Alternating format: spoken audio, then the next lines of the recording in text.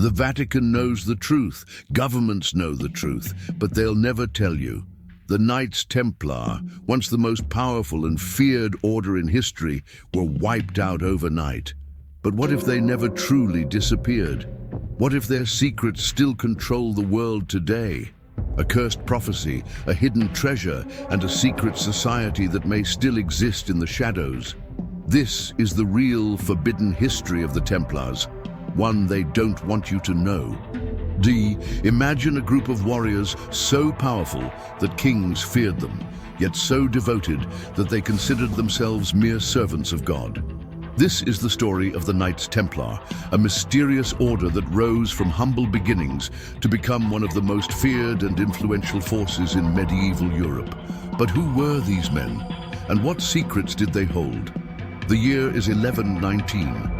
The First Crusade had ended, leaving behind a fragile Christian kingdom in Jerusalem, constantly threatened by Muslim forces. It was in this volatile landscape that a small band of knights, led by Hugh de Payens, made a bold vow. They pledged to protect Christian pilgrims traveling through the treacherous roads of the Holy Land. At first, they were just 9 men, poor, dedicated, and armed only with their faith. They called themselves the Poor Fellow Soldiers of Christ and of the Temple of Solomon, a name that would soon strike fear and awe across Europe. Their headquarters? None other than the ruins of Solomon's Temple, a site shrouded in biblical mystery. But something strange happened.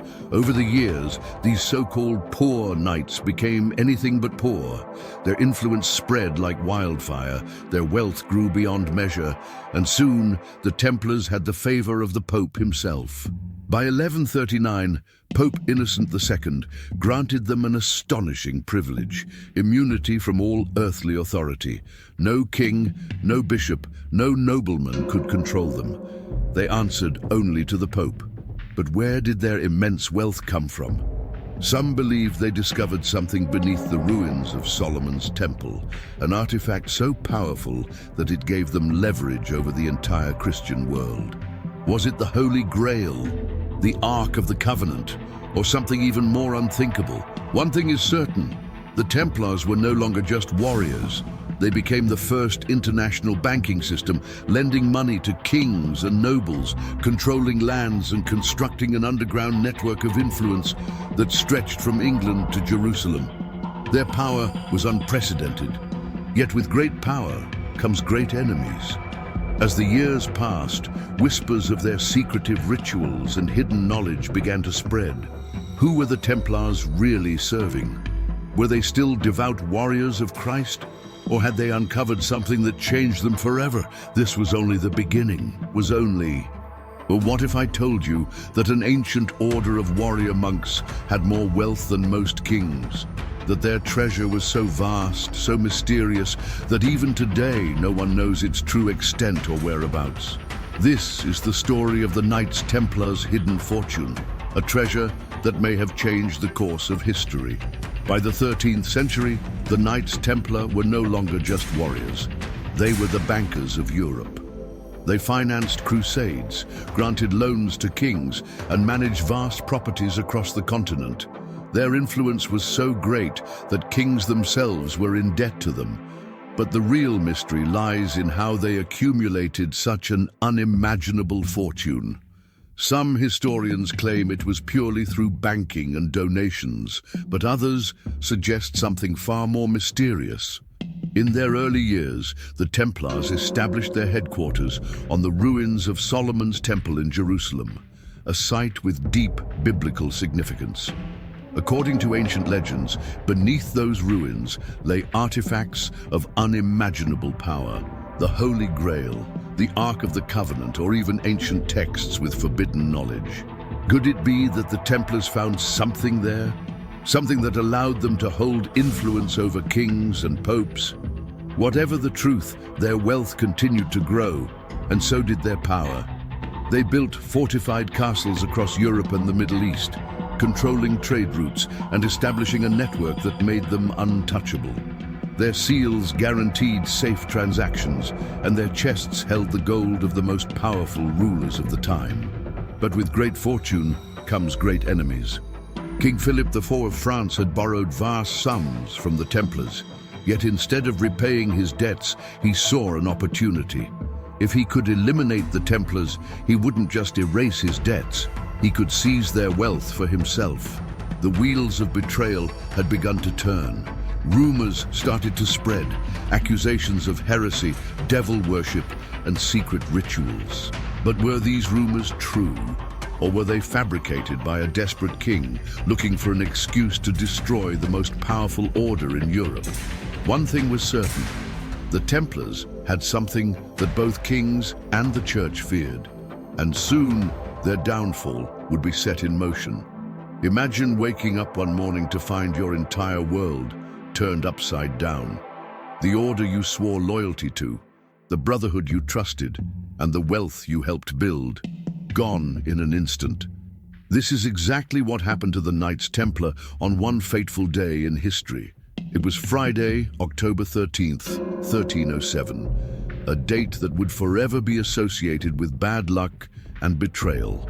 On that morning, King Philip IV of France orchestrated one of the most ruthless crackdowns in medieval history. At dawn, thousands of Templars were arrested simultaneously across France.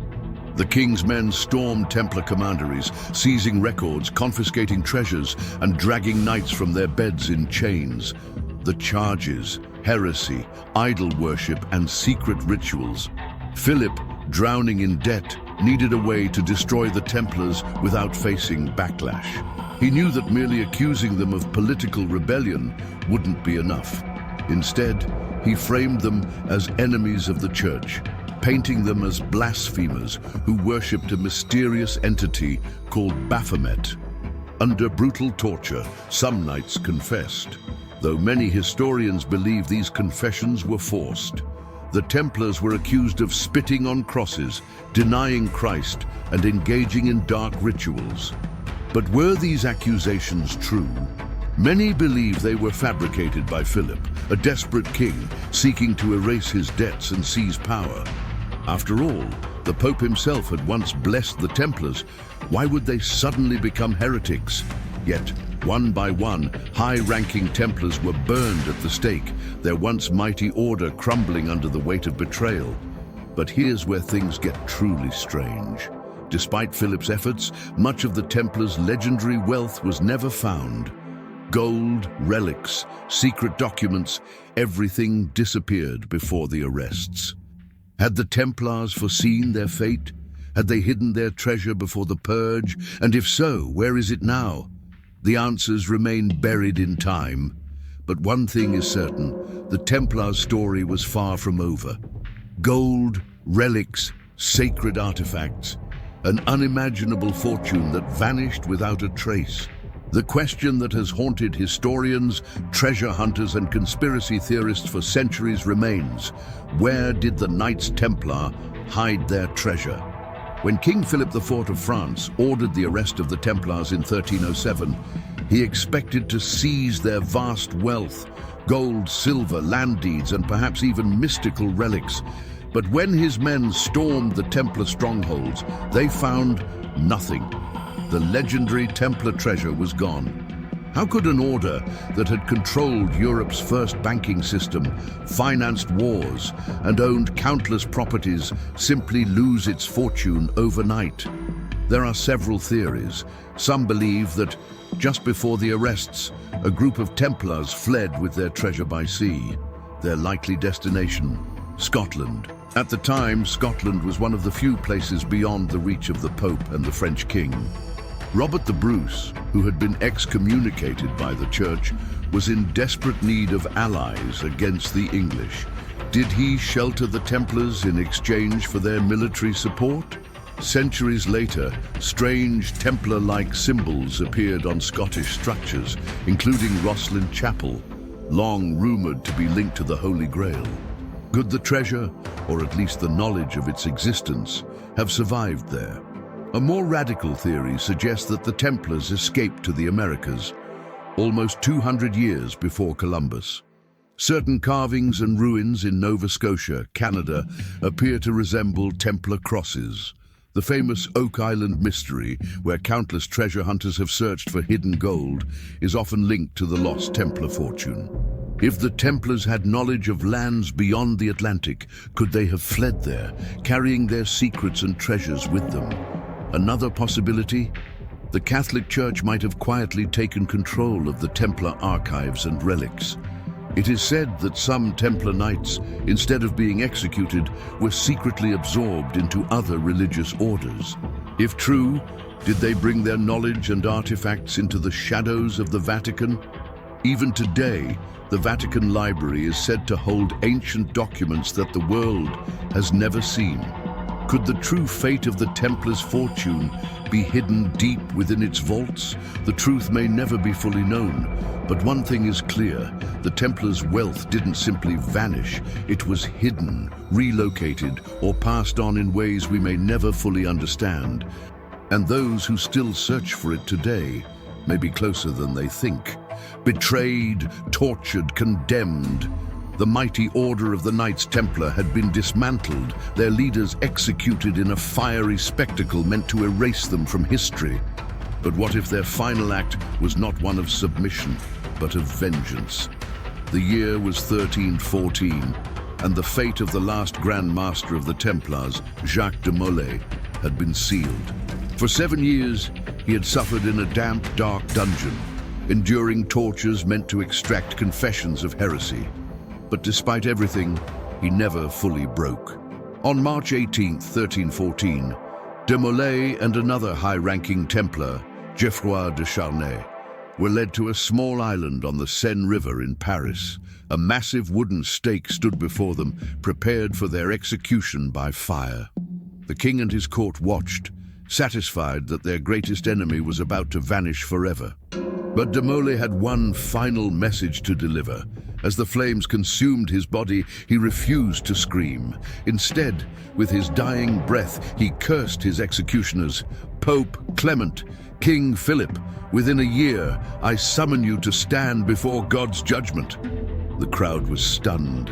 A dying man had just called upon divine wrath against the most powerful figures in Europe. A ridiculous superstition, perhaps. But then, the curse began to unfold in chilling precision. Just 1 month later, Pope Clement IV, who had supported the destruction of the Templars, fell mysteriously ill and died. And then, only 7 months after that, King Philip IV, the very man who had orchestrated the Templars' downfall, suffered a sudden stroke and died at just 46 years old. The once mighty Capetian dynasty, which had ruled France for centuries, began to crumble. Within 14 years, Philip's 3 sons also died one by one, leaving the throne to a distant cousin and plunging France into chaos. Coincidence? Or did the Grand Master's curse strike with divine justice? Even today, historians debate what truly happened.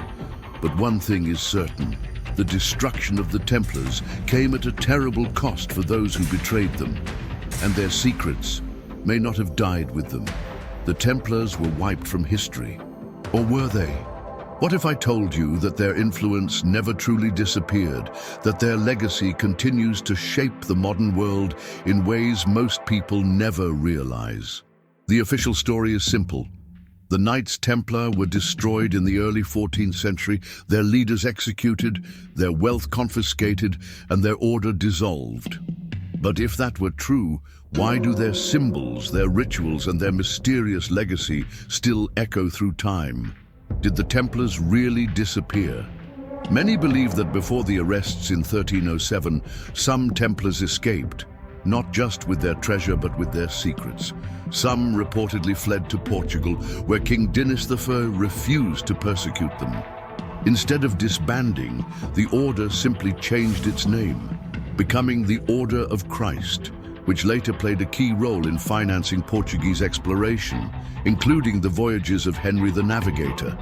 Others believe the Templars infiltrated the Freemasons, carrying on their rituals and knowledge in secret lodges across Europe and the Americas. To this day, Masonic symbols bear striking resemblances to Templar imagery. And then, there are the conspiracy theories. Theories of a hidden power, Some claim that the Templars never stopped influencing global affairs. That, instead of being destroyed, their order went underground, controlling wealth, politics, and even religious institutions from the shadows. A few even suggest that the modern banking system is an evolution of the Templars' financial network. After all, they were the first to establish an international system of money transfer, a concept that still drives global economics today. And what about the Vatican's secret archives? Could they hold documents revealing the Templars' true fate? The Catholic Church has long been accused of hiding ancient knowledge, including lost Templar records, Templar symbols in the modern world. Even today, Templar symbols appear in unexpected places, from coats of arms and flags to military insignias and corporate logos. Coincidence, or a sign that their legacy never truly died? The question remains, did the Templars vanish into the pages of history, or did they simply adapt, becoming something else, something hidden? One thing is certain, the story of the Knights Templar is far from over.